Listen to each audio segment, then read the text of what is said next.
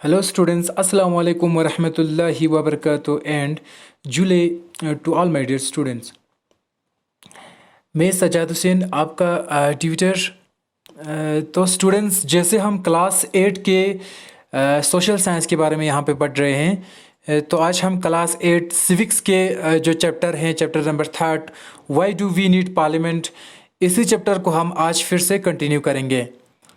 तो स्टूडेंट्स, इससे पहले मैंने बताया था कि आप लोगों को कि पार्लियामेंट जो है उसमें डिसीजन मेकर्स किसको कहते हैं, जो हमारे एमपीज़ होते हैं उनको कौन चुनते हैं, उनको इलेक्शन के लिए कौन इलेक्शन करते हैं, और एमपीज़ को जो है time to time election they के हम पार्लियामेंट में भेज देते हैं ताकि वो वहाँ पे जाके क्या करते हैं, हमारे लिए एज ए डिसीजन मेकर्स वो काम करते हैं। तो आज मैं आपको बताऊंगा यहाँ पे लेक्चर नंबर 2 में जो why do we need parliament है, इसी चैप्टर का है, क्लास 8 के पीपल एंड देयर रिप्रेजेंटेटिव्स। ठीक है, लोग और उनके लोगों के जो रिप्रेजेंटेटिव्स है उनके बारे में आज हम पढ़ेंगे। The take off point for a democracy is the idea of consent, that is the desire, approval, participation of people. It is the decision of people that creates a democratic government and decides about its functioning. The basic idea in this kind of democracy is that the individual or the citizen is the most important person, and that in principle the government as well as other public institutions need to have the trust of these citizens.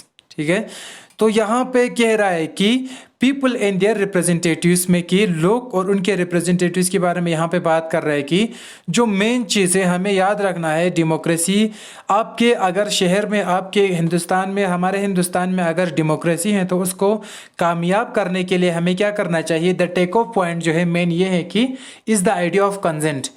कोई भी representative हो, for example हमारे MP हो या MLA हो या कोई पंचायत का सरपंच हो या म्यूनिसिपलिटी का मेयर हो, कोई भी हो, उसको पब्लिक के कंसेंट के हिसाब से काम करना है, उसको पब्लिक के डिज़ायर, पब्लिक के अप्रूवल और पब्लिक के पार्टिसिपेशन के हिसाब से काम करना है। कोई अगर सोचेंगे मैं तो एमपी बन गया फिर उसके बाद अपना मनमानी करेंगे, तो इसके हिसाब से जो है ये रिप्रेजेंटेटिव्स और पीपल का जो रिलेशन है वो ख़राब हो जाते हैं। तो डेमोक्रेसी में अगर आपको रिप्रेजेंटेटिव्स और पीपल का जो रिलेशन है उसको अगर आपको अच्छा दिखाना है, अच्छा मतलब रिलेशन मेंटेन रखना है, तो आपको क्या करना है, रिप्रेजेंटेटिव्स को लोगों के कंसेंट के हिसाब से, लोगों के रजामंदी के हिसाब से, लोगों के डिमांड के हिसाब से, लोगों के नीड्स के हिसाब से, ख्वाहिश के हिसाब से रिप्रेजेंटेटिव्स को काम करना पड़ेगा, और लोगों के अप्रूवल और पार्टिसिपेशन के हिसाब से डेमोक्रेसी चलेंगे, ना कि रिप्रेजेंटेटिव या एमपी या एमएलए लीडर की मनमानियत के हिसाब से चलेंगे। लीडर का भी चलेगा, उसके पास भी पावर है, लेकिन इसका मतलब ये नहीं कि वो लोगों को पूछेगा ही नहीं। तो यहाँ पे कह रहे हैं कि डेमोक्रेसी में पीपल्स का जो रिप्रेजेंटेटिव्स होते हैं उनको और पीपल के बीच में जो है एक अच्छा खासा रिलेशन होना चाहिए। तो बेसिक आइडिया ये है कि डेमोक्रेसी में क्या होना चाहिए। मोस्ट इंपॉर्टेंट चीज़ ये है कि person and it is principle जो है government as well as other public institutions need to have the trust of this citizens.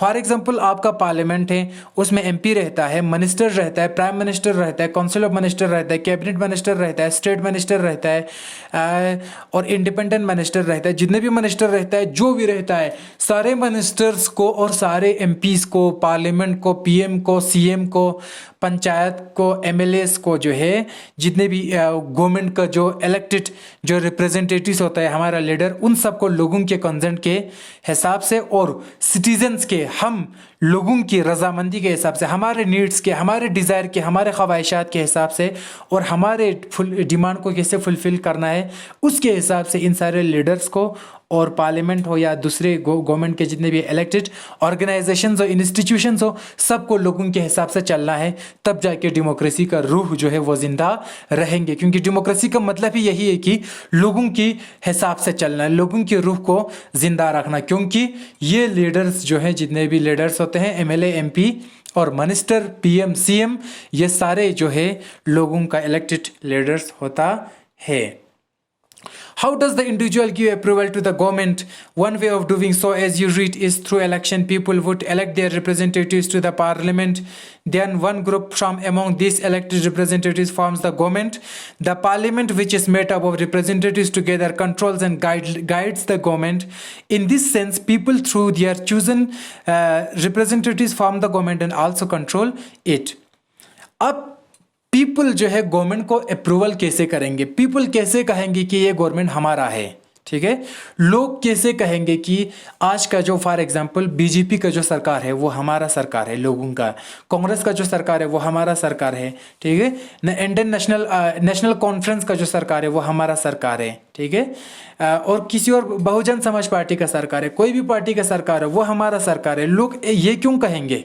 लोग इस चीज़ की अप्रूवल, इस चीज़ को साबित कैसे करेंगे कि ये जो चल रहा है, जो भी सरकार है वो हमारा सरकार है? इस चीज़ को साबित करने का जो मेन मकसद ये है कि लोग जो है इलेक्शन के टाइम पे जाके इलेक्ट करते हैं अपने पसंद के रिप्रेजेंटेटिव्स को, कि बिना किसी मर्जी के बिना किसी और चीज़ के वो अपने पसंद के रिप्रेजेंटेटिव्स को चुन के पार्लियामेंट में भेजते हैं और पार्लियामेंट में जाके वो एमपी जो है उन्हीं लोगों की डिमांड्स को मद्देनज़र रखकर अपने पार्लियामेंट में बात चलाता है। तो इन दिस सेंस लोग जो है अपने रिप्रेजेंटेटिव्स को खुद चुनता है, फिर इसके बाद वो रिप्रेजेंटेटिव्स, फॉर एग्जांपल हमने इलेक्शन देके हमारे लद्दाख के लिए एमपी चुना, वो एमपी जाके यहाँ से जाके कहाँ पे बैठता है? लोकसभा में बैठता है। लोकसभा में सिर्फ लद्दाख का नहीं बल्कि पूरे 545 या 543 हिंदुस्तान के कंस्टिट्यूंसीज का एमपी होता है। उन सारे एमपीज को मिलाकर हम एक सरकार बनाते हैं, ठीक है, लेकिन सरकार बनाने से पहले उन एमपीज को किसने चुना है? पीपल्स ने चुना है। तो लोग जो है अपना पावर जो है अप्रूव साबित कैसे करते हैं, कैसे इसको ये ग्राउंड लेवल पर प्रैक्टिकली कैसे करते हैं? ताकि क्योंकि वो इलेक्शन के जरिए अपने लीडर्स को चुनते हैं और लीडर्स जाके पार्लियामेंट में बैठते हैं और पार्लियामेंट में हर जगह से एमपी होते हैं, हर जगह से लीडर्स होते हैं, रिप्रेजेंटेटिव्स होते हैं, वो वहाँ पे सबके ऊपर एक सरकार बनाते हैं और वो सरकार जो है लोगों का सरकार होता है। तो इसीलिए हम डेमोक्रेसी को लोगों का सरकार कहते हैं। तो स्टूडेंट्स यहाँ पे दिस फोटो एक लिखा है कि हाथी पे कुछ लोग जो है कुछ सामान उठा के ले जा रहा है। दिस फोटो लिखा है, this photo shows election staff using an elephant to polling material and EVMs to polling station located in difficult terrain. ठीक है, इस नक्शे में ये दिखाया गया है कि फॉर एग्जांपल इलेक्शन जो ड्यूटी वाले जो स्टाफ होता है, आपने देखा होगा कि आपके गाँव में या आपके शहर में अगर इलेक्शन होते हैं तो उस पर ड्यूटी वाले कुछ लोग आते हैं, सरकारी मुलाजिम कोई आते हैं, टीचर आते हैं या कोई दूसरे एम्प्लॉय आते हैं गवर्नमेंट का, वो आते हैं एक दिन पहले। उनको हम कहते हैं रिटर्निंग ऑफिसर या प्रिजाइडिंग ऑफिसर, जो पूरे इलेक्शन के स्मूथ कंडक्टिंग को, स्मूथ इलेक्शन कैसे चलाना है बिना फसाद फितने के, उसको हम कहते हैं इलेक्शन ड्यूटी। ठीक है, जो इलेक्शन ड्यूटी ऑफिसर होता है। तो इस हाथी पे ये दिखाया गया है कि इलेक्शन जो दूर दराज इलाके हैं, एक जहाँ पे गाड़ियाँ कम चलते हैं, वहाँ पे ये हाथी के ज़रिए क्या कर रहा है, इलेक्शन के सामान को बिठा रहा है। तो साथ में इलेक्शन की ड्यूटी वाले भी हैं, तो यहाँ पे वो ईवीएम मशीन और जो पोलिंग स्टेशन के जितने भी मोहर या जो इंक या जो पेन, कॉपी, जो रजिस्टर जो भी इस्तेमाल होते हैं, उन सबको वो हाथी पे बिठा रहा है ताकि ये एक दूर दराज गाँव में जाकर उस गाँव में भी किसी भी तरीके से डिफ़िकल्ट एरिया में भी इलेक्शन को चला सकता है। बेशक ऐसे गाँव हैं हिंदुस्तान में जहाँ पे रास्ते नहीं है, तो ऐसे मीन्स के ज़रिए कभी हाथी पे, कभी घोड़े पे, तो कभी पैदल चल के इलेक्शन के सामान गवर्नमेंट के मुलाजिम वहाँ पर पहुँचाते हैं, तो टाइम टू टाइम इलेक्शन हम कंडक्ट कर सकता है। तो ये नक्शा हमें यही बता रहा है। तो स्टूडेंट्स इसके बाद यहाँ पे कुछ चीज़ें हैं जो आप ख़ुद पढ़ सकते हैं, ये इतना इम्पोर्टेंट भी नहीं है। इसके बाद हम हमारे पार्लियामेंट के बारे में बताएंगे, जहाँ तक हमारे हिंदुस्तान का जो पार्लियामेंट है, यहाँ पे लिखा है कि नक्शा भी दिया है लोकसभा और राज्यसभा दोनों हाउस का, ये ऊपर वाला पूरे पार्लियामेंट का नक्शा है। तो यहाँ पे लिखा है कि नंबर 1 पे पार्लियामेंट ऑफ इंडिया, जिसको हमारे हिंदुस्तान में संसद कहते हैं, ठीक है, is the supreme law making institution, it has to house the Rajya Sabha and the Lok Sabha. हमारे हिंदुस्तान का पार्लियामेंट, जिसको हमारे हिंदुस्तान के जो असल में देखो स्टूडेंट्स, यहाँ पे पार्लियामेंट हमारे हिंदुस्तान की उसका नाम नहीं है, पार्लियामेंट दुनिया में जो भी है सबको हम पार्लियामेंट कहते हैं। अमेरिका में जो है उसको भी पार्लियामेंट कहते हैं, जर्मनी में जो है उसको भी पार्लियामेंट कहते हैं, फ्रांस में जो है उसको भी पार्लियामेंट कहते हैं। लेकिन हर देश का, हर मुल्क की पार्लियामेंट का अपना एक देश, अपने देश का और अपने वतन का एक अलग नाम है। तो हमारे हिंदुस्तान की पार्लियामेंट को हम संसद कहते हैं। ठीक है, ठीक है। तो जैसे जापान की पार्लियामेंट को हम डाइट कहते हैं, शायद पाकिस्तान की पार्लियामेंट को हम मजलिस कहते हैं, इस तरीके से अफगानिस्तान की हम कुछ और नाम कहते हैं। इसी तरीके से हर पार्लियामेंट का जो है अपना अपना जो है देश का अलग अलग नाम होता है। तो नंबर 1 में कहा है कि हमारे हिंदुस्तान की पार्लियामेंट को संसद कहते हैं, संसद ब्रैकेट में लिखा है, जो सुप्रीम लॉ मेकिंग इंस्टीट्यूशन है। हमारे हिंदुस्तान में जो भी कानून बनाता है, सबसे बड़ा कानून बनाने वाला इंस्टीट्यूशन, इदारा कौन सा है? हमारा पार्लियामेंट है, जहाँ पे हमारे एमपीज रहते हैं। पार्लियामेंट को 2 हाउस हैं, एक का नाम राज्यसभा है, दूसरे का नाम लोकसभा है। दोनों का फोटो यहाँ पे दिया है। इसके बाद नंबर 2 में कहा है कि राज्यसभा को हम काउंसिल ऑफ स्टेट्स भी कहते हैं। With total strength of 245 member is chaired by vice president of India. Rajya Sabha को हम काउंसिल ऑफ स्टेट्स क्यों कहते हैं? क्योंकि राज्यसभा में जो भी मेंबर्स होते हैं 245 मेंबर्स, वो कहाँ से जाता है? वो हमारे तरह एमपी की तरह हर एक अलग अलग कंस्टिट्यूएंसी से नहीं जाता है। वो फॉर एग्जांपल हमारा एक स्टेट है, इस स्टेट से 4-5 मेंबर जाएंगे कहाँ पे? राज्यसभा में। इसीलिए इसको काउंसिल ऑफ स्टेट्स कहते हैं। इसको हम इलेक्शन नहीं करते हैं, इसको स्टेट के असेंबली जो है इसको इनडायरेक्टली भेजते हैं। तो राज्यसभा में जो मेंबर्स बैठते हैं उसको हम काउंसिल ऑफ स्टेट्स कहते हैं। ठीक है, और इसका हेड कौन होता है? Vice president of India. तो लोकसभा को हम हाउस ऑफ पीपल क्यों कहते हैं? क्योंकि यहाँ पे क्या होता है, हमारा चुना हुआ एमपीज यहाँ पे बैठता है, इसलिए इसको हिंदुस्तान में कहते हैं हाउस ऑफ पीपल, लोगों का घर, क्योंकि यहाँ पे लोगों के रिप्रेजेंटेटिव्स बैठते हैं। किसमें? लोकसभा में। तो आप समझ जाइए, हमारे जो फॉर एग्जांपल लद्दाख से जो एमपी गया जमयंग सिरिंग नमग्याल JTN साहब, वो कहाँ पे बैठते हैं? अभी हाउस ऑफ पीपल में, मींस लोकसभा में, क्योंकि वो हमारा एमपी है। और वहाँ पे टोटल मेंबरशिप होते हैं 545। इसका जो 545 का जो हेड होता है उसको हम कहते हैं स्पीकर। ठीक है, लोकसभा में, लोकसभा को हम हाउस ऑफ पीपल कहते हैं। इसमें 545 मेंबर्स होते हैं और उसका जो प्रिजाइडिंग ऑफिसर होते हैं, सबसे जो हेड ऑफिसर होते हैं, उसको हम कहते हैं स्पीकर। तो राज्यसभा में 245 मेंबर्स होते हैं, उसको हम काउंसिल ऑफ स्टेट्स भी कहते हैं, क्योंकि यहाँ पे मेंबर कौन भेजता है?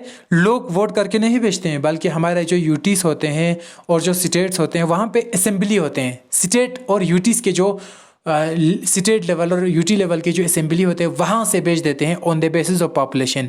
अगर आप जम्मू कश्मीर स्टेट से हैं तो आपके जम्मू कश्मीर स्टेट में पॉपुलेशन कितना है? On the basis of population आप 10 भेजेंगे, 20, 30 या 5, 2, 1, कितना आप राज्यसभा में मेंबर भेजते हो। हमारे लद्दाख से कितने जाएंगे, तो पंजाब से कितने जाएंगे, ये सारी चीज़ें जो है राज्यसभा में कितने किस बेसिस पे जाते हैं? On the basis of population पे जाते हैं। तो राज्यसभा में जो बैठता है उसको हम, राज्यसभा का हेड कौन होता है? वाइस प्रेसिडेंट होता है, उसको हम राज्यसभा का चेयरमैन कह सकता है स्टूडेंट्स। तो यह अभी तक आपने यहाँ पे समझा होगा कि पार्लियामेंट के बारे में ये सारी चीज़ें। अब हम यहाँ पे ब्रीफली बताएंगे कि the role of parliament, parliament का काम क्या होता है असल में।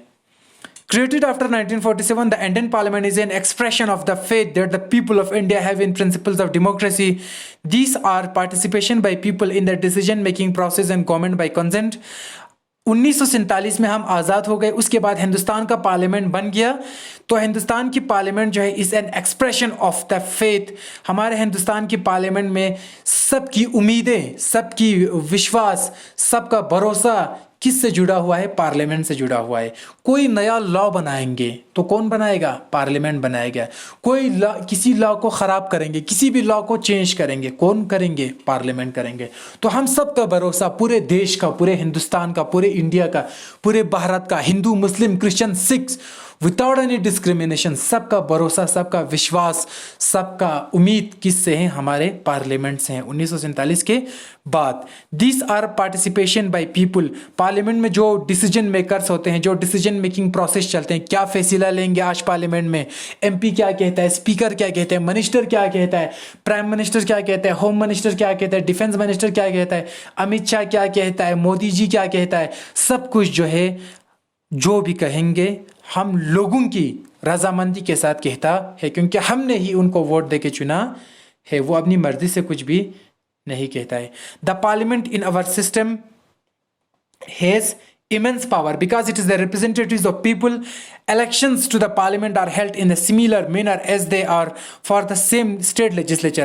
The Lok Sabha is usually elected once every 5 years. Election parliament में ऐसे ही होते हैं जैसे फॉर एग्जांपल आपके स्टेट में असेंबली है, ठीक है। अभी हमारे लद्दाख में नहीं है, हमारे जम्मू कश्मीर में है, ठीक है। पहले हम जम्मू कश्मीर के साथ था लद्दाख वाले, तो जम्मू कश्मीर में फॉर एग्जांपल जो हमारा असेंबली है वहाँ पे जो इलेक्शन होता है जिस तरीके का होता है, पंजाब में असेंबली में जो इलेक्शन होता है, महाराष्ट्र असेंबली में जो इलेक्शन होता है, उसी तरीके से पार्लियामेंट में भी हर 5 साल के बाद इलेक्शन होता है। और उसमें वोटिंग कौन करता है? लोग करते हैं। तो यूजुअली अगर हम राज्यसभा को छोड़कर लोकसभा की बात करें तो हर 5 साल के बाद सरकारें चेंज होते हैं, फिर से इलेक्शन होते हैं 5 साल में।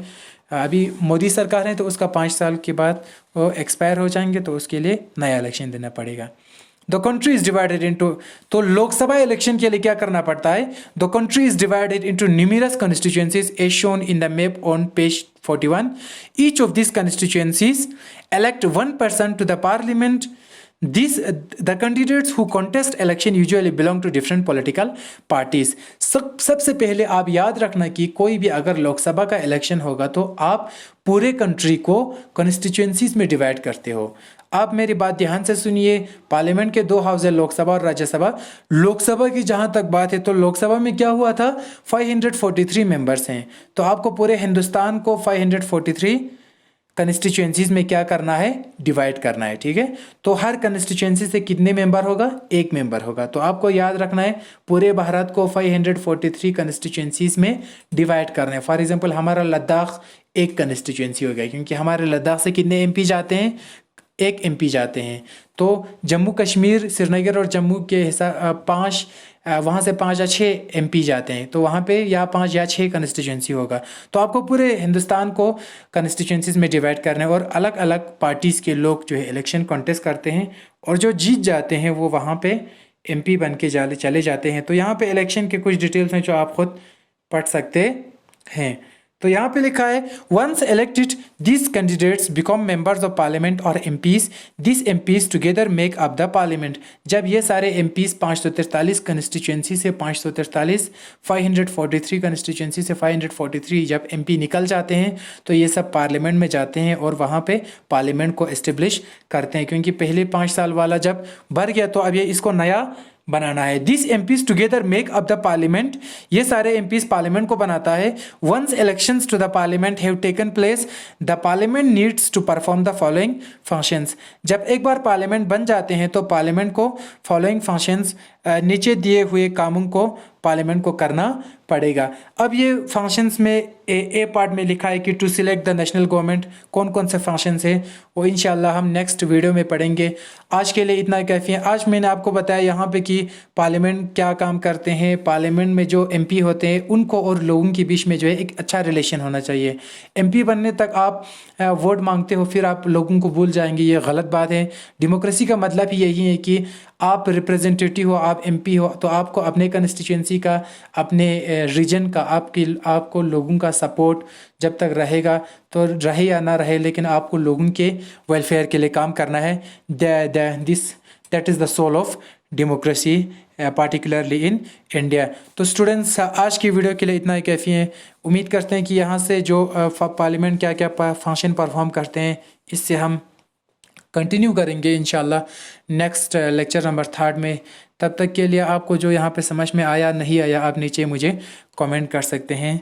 Thank you so much. मिलते हैं इसी चैप्टर को हम कंटिन्यू करते हैं लेक्चर नंबर 3 में। तब तक के लिए अपने टीचर मुझे सज्जाद हुसैन को दीजिए इजाज़त।